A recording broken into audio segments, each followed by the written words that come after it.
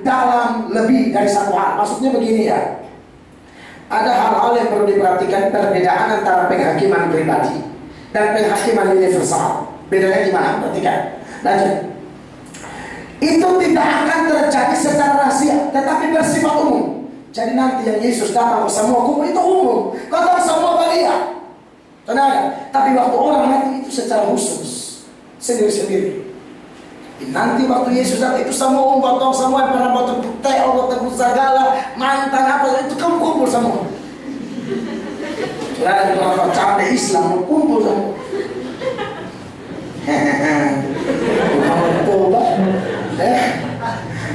Teologi, sistematis teologi halaman 731. Lanjut ya. Lalu seorang bernama Williamson, dia mengatakan menurut kitab suci, William kok kayaknya sakit dia.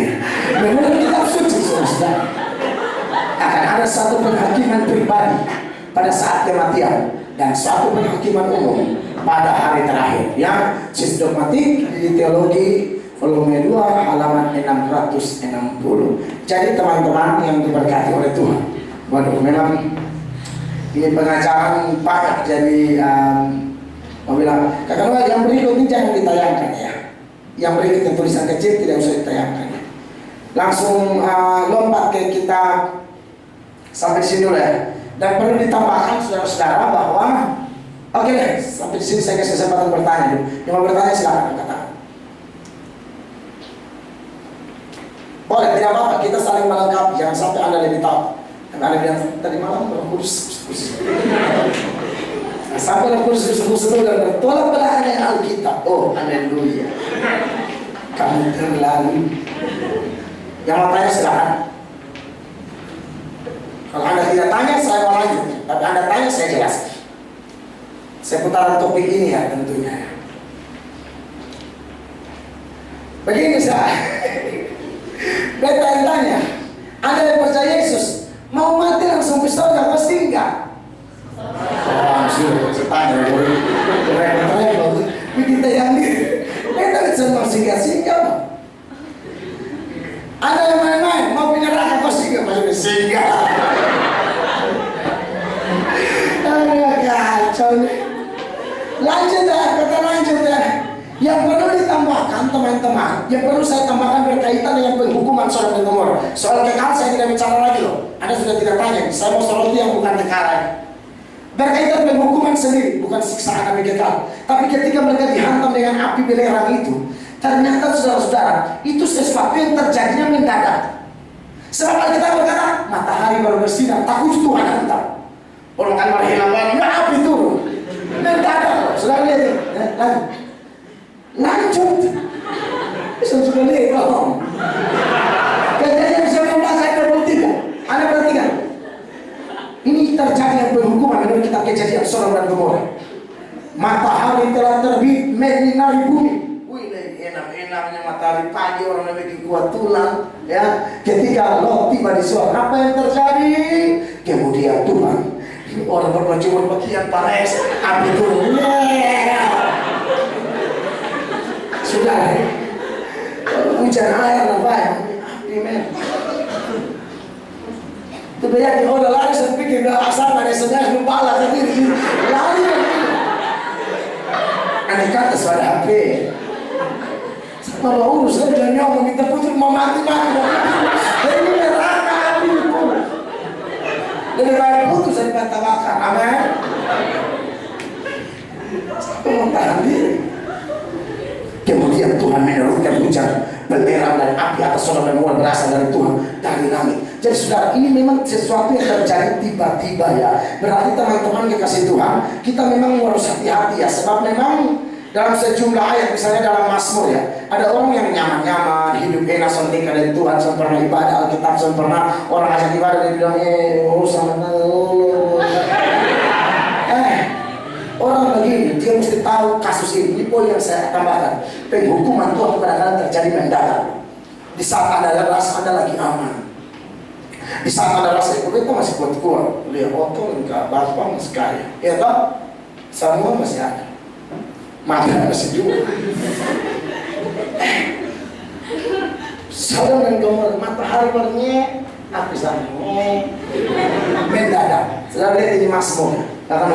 Mazmur 73:18. Sesungguhnya di tempat-tempat licin kau taruh mereka, kau jatuh mereka sehingga hancur. Kalau Anda baca dari awal, Anda pulang baca sendiri Mazmur 73 mulai ayat 2 sampai ini orang-orang bejat, fasik yang kelihatannya makmur padahal tidak pernah dekat Allah. Ujung-ujungnya kaget hancur. Ayat yang ke-19, betapa binasa mereka dalam sekejap mata, lenyap habis oleh karena tidak siapa. Maka Tuhan Yesus bilang sama Petrus, kasih tahu umat Tuhan, aku datang seperti pencuri. Nah kalau pencuri datang kan tiba-tiba. Perhatikan, ya 2 Petrus 3:10. Tetapi hari Tuhan akan tiba seperti pencuri. Pada hari itu langit akan lenyap dengan gemuruh yang dahsyat dan musuh-musuh dunia akan hangus. Dan nyala api dan bumi dan segala yang ada di atasnya akan hilang lenyap seperti pencuri. Saudara, saya tanya saudara, mau tunggu Yesus datang seperti pencuri atau seperti mempelai? Karena kita bilang kan ada perumpamaan Yesus datang ke mempelai kan, amin. Lebih suka tunggu siapa? Pencuri atau mempelai? Kalau ada yang Pak, tapi mempelai yang saya tunggu itu ternyata seorang pencuri. Bukan caranya pencuri. Sebab sepatu yang pakai itu saya curiga milik tetangga. Saya dulu pernah pakai sepatu pencuri. Tunggu pencuri atau mempelai? Kalau tunggu pencuri, serba tidak pasti. Suasana ketakutan baik boleh dapat pencuri. Pas waktu tidak boleh dapat, tapi tunggu mempelai, hati boleh duka, amin. Tapi suasananya pesta, amin. Karena oleh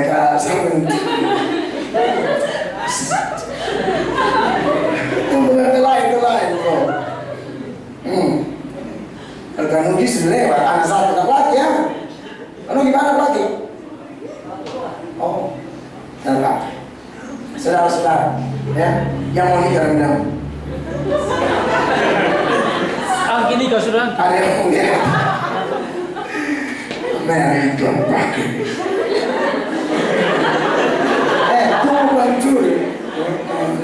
Tunggu mempelai boleh apa makanya semua sudah ada tahu apa.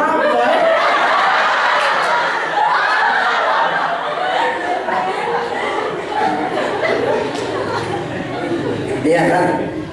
Lalu Injil Lukas mengatakan Anda masih duduk minum mabuk apa? Berarti sudah ya.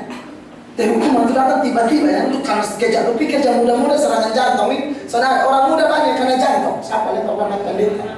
Helmi Fuenale baru nanti tadi. Ada lain ya pendeta muda kan?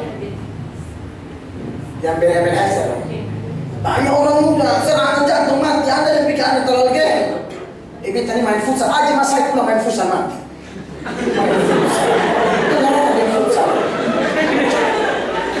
Tiba-tiba Lukas 21 ayat 34. Jagalah dirimu supaya hatimu jangan syarat oleh pesta pora dan kemabukan serta kepentingan-kepentingan duniawi, dan supaya hari Tuhan jangan dengan tiba-tiba jatuh ke atas dirimu seperti suatu jarak. Saya pernah cerita Anda tentang kota Hiroshima dan Nagasaki. Kota Hiroshima dan Nagasaki sebelum dibom berdekatan dengan hari kemerdekaan kita 68 tahun yang lalu itu di tahun 65. Anda jangan pikir itu pesawat pertama yang berlewat. Susering pesawat lewat di kota. Susering. Mereka karena saking seringnya biasa. Ternyata pesawat satu yang mereka pikir biasa ada muat bom. Lepas selesai yang tertenggelam itu kota. Hati-hati. Anda yang biasa bermain-main dengan dosa, sebagaimana Sodom dan Gomora dihantam tiba-tiba. Jangan sampai Anda sudah ditegur, dihantam tiba-tiba. Hati-hati. Saya mau ngasih ini bukan mengancam, tapi memang sengaja. Anda memang tidak bisa. Ini jangan ketawa boleh, tapi pulang renungkan. Kita harap Roh Kudus kerja di dalam di hatimu. Amin. Yang masih pacaran soal sehat, berhenti dan sehat lah. Bilang tok itu tok maksudnya. Bukan dulu tok, bukan stop. Amin. Pacaran yang sehat, maka FC pulang ke rumah. Yang belum rajin mandi. Wangi-wangi terbawa. Amin. Aku puas orang dia.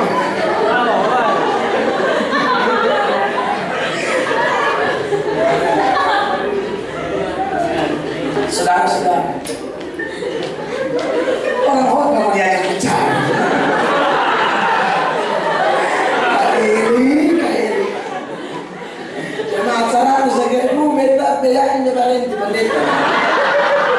Kalau orang sambung-sambung bisa mati.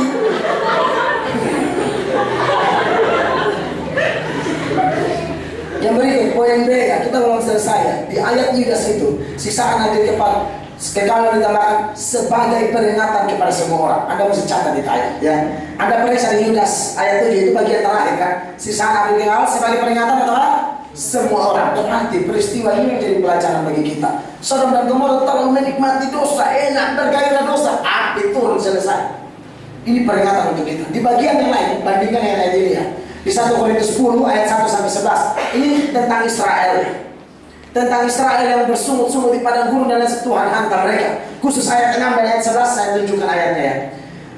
Semuanya ini telah terjadi sebagai contoh bagi kita, untuk memperingatkan kita supaya jangan kita menginginkan hal-hal yang jahat seperti yang telah mereka berbuat. Itu contoh kalau dalam konteks Israel. Kemudian semuanya ini telah menimpa mereka sebagai contoh dan dituliskan untuk menjadi peringatan bagi kita yang hidup pada waktu di mana zaman akhir telah tiba. Ya, zaman akhir itu menuju akhir zaman. Sekarang ini zaman akhir. Berarti saudara, kebebalan orang Sodom dan Gomora, bahkan kebebalan orang Israel sekalipun, itu sebenarnya ditulis dengan tujuan menjadi peringatan akan kita. Seorang pejabat dalam perkumpulan, pejabatnya asal dari Kupang sini. Kaya dulu Renan, sekarang kaya. Dalam dulu dia bilang, betan ini mus banyak. Kau lihat Abraham banyak, lihat Daud banyak. Dia lupa, tidak semua ayat ditulis itu untuk diteladani. Kadang-kadang ayat ditulis itu untuk memberi pelajaran supaya jangan diteladani. Jadi Abraham bini banyak, tujuh hantam banyak. Orang mau mana? Biasa gaya Yakub. Ini bicara mana lagi. Gaya Daud, Salomo. Salomo bini banyak itu teladan, itu harus dihindari. Tapi kenapa Alkitab jujur? Itulah buku kita, itulah kitab suci kita, buku paling jujur. Bukan buku sembunyi-sembunyi kayak orang lain. Buku yang jelas-jelas ada kebejatan, ada ayat setan yang sembunyi. Kata Ustaz begitu, semuanya transparan. Artinya pesan rohaninya begini: kalau Anda semakin dekat dengan Alkitab, Anda semakin tahu siapa dirimu sesungguhnya. Karena Alkitab itu kecermin. Lu lihat ukuran, leher, semua di situ. Dan di situ mulai ada dikikis. Maka saya tidak akan berkhutbah kalau tidak ada ayat. Lebih baik untuk duduk baca cerita dan tinta harus tahu baru ada harus ada ayat. Amin. Iya. Dan yang berikut, ya, ini yang C, ya, karena ada A, B, C, ini yang C. Sekalipun hukuman Sodom dan Gomora hebat, tetapi Yesus berkata, ini poinnya penting, bahwa kota Kapernaum, kota yang menolak Kristus, akan mengalami hukuman yang lebih hebat lagi. Ya, hukuman Sodom dan Gomora sehebat, karena kita sedang soroti Sodom dan Gomora. Tapi dalam bagian yang lain Yesus bilang, bagi orang yang sudah terima mujizat, sudah dengar firman, tapi tetap foya, ada hukuman lebih berat daripada Sodom dan Gomora. Anda yang orang datang ngomong firman nasihat, Anda tunggu. Ada di ayat-ayat Matius 10 ayat 15. Dan apabila seorang tidak menerima kamu dan tidak mendengar perkataanmu, engkau ajak dia ke gereja apa semua, dia selalu tolak. Ya, keluarlah dan tinggalkan rumah atau kota itu dan bebaskan debunya dari kakimu. Lalu ayat 15 Tuhan Yesus bilang, aku berkata kepadamu, sesungguhnya pada hari penghakiman tanah Sodom dan Gomora akan lebih ringan. Potong dengar tadi sungai lagi. Tuhan Yesus yang bagi yang tolak saya, kata Yesus. Sodom dan Gomora yang tabakan itu lalu ringan. Orang yang tolak Yesus jauh lebih berat. Makanya dikatakan pada hari penghakiman tanah Sodom dan Gomora akan lebih ringan tanggungannya daripada kota itu. Kota yang mana? Yang bejat dan tidak mau dengar Injil. Saya dengar dulu di Aceh, waduh, itu jangan sambil teman-teman penginjil ganti nama semua. Dula Nomleni, dulu semua. Muhammad Nubar. Pada dulu Markus. Sejumlah hamba Tuhan dapat penglihatan kata Tuhan akan hantam Aceh, batu, tsunami, akan rata semua. Jangan coba-coba, ya. tolak hamba Tuhan atau tolak perintah Yesus. Dan juga laki-laki jangan coba-coba pakai ini sebagai metode dan berkata, ada kakak hamba Tuhan. Karena sudah dengar tolak kakak atau kamu.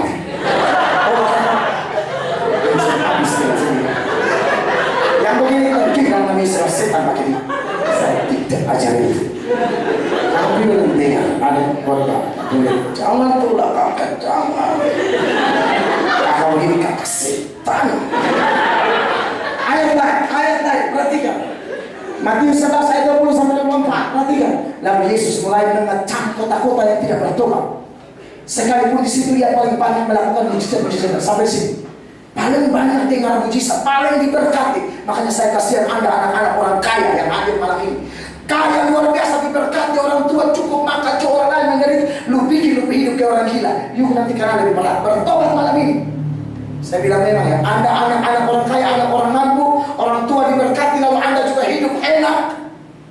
Yang mujizat itu kan bukan bicara hanya kesembuhan ilahi.